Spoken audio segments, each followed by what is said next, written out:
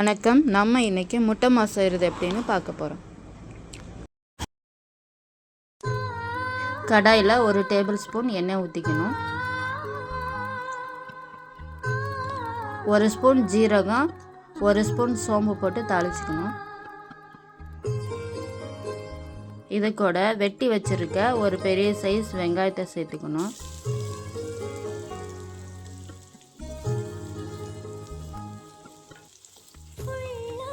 வெங்காயம் வதங்கினோடனே 1 ஸ்பூன் இஞ்சி பூண்டு பேஸ்ட்டு சேர்த்துக்கணும்.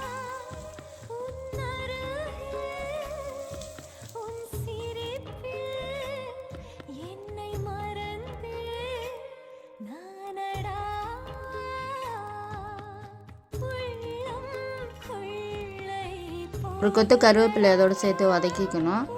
இதோட மீடியம் சைஸ் தக்காளி 2 பொடி பொடியாக நறுக்கி அதோடு சேர்த்துக்கணும். தக்காளி சீக்கிரம் வதங்கி வர்றதுக்கு 1 டீஸ்பூன் உப்பு, 1 டீஸ்பூன் மஞ்சள் பொடியும் சேர்த்துக்கோங்க. நல்லா வதங்கி வந்தோடனே இது கூட 1.5 ஸ்பூன் மல்லித்தூள், 1 ஸ்பூன் மிளகாய் பொடி, தேவையான அளவு கரந்தூள், 1 டீஸ்பூன் மஞ்சள் தூள் சேர்த்து வதக்கிக்கணும். வதக்கி விட்டு பச்சை வாசம் போனோடனே இதோட 1 டம்ளர் தண்ணி சேர்த்துக்கணும். நல்லா கலந்து விட்டுட்டு அடுப்பை ஸ்லோவில் வச்சுட்டு ஒரு மூடி போட்டு மூடிடுங்க. கொஞ்சம் நேரம் வேகட்டும்.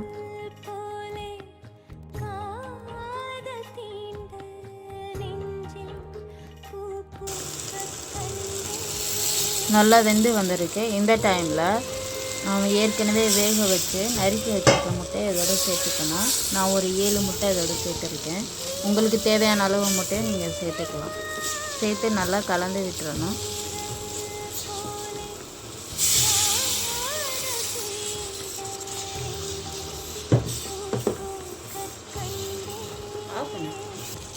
என்ன பண்ணுற?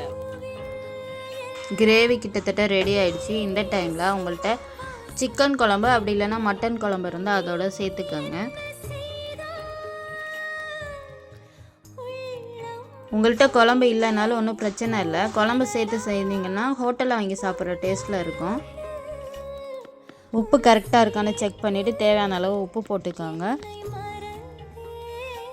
உப்பு போட்டு நல்லா கலந்து விட்டுட்டு இப்போ நம்ம நறுக்கி வச்சுருக்க மல்லி இலையை அதோட சேர்த்துக்கணும்.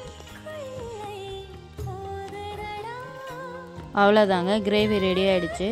இதை இட்லி, தோசை, சப்பாத்தி எதுக்கு வேணால் இதை சேர்த்துக்கலாம். நல்லா டேஸ்ட்டாக இருக்கும்.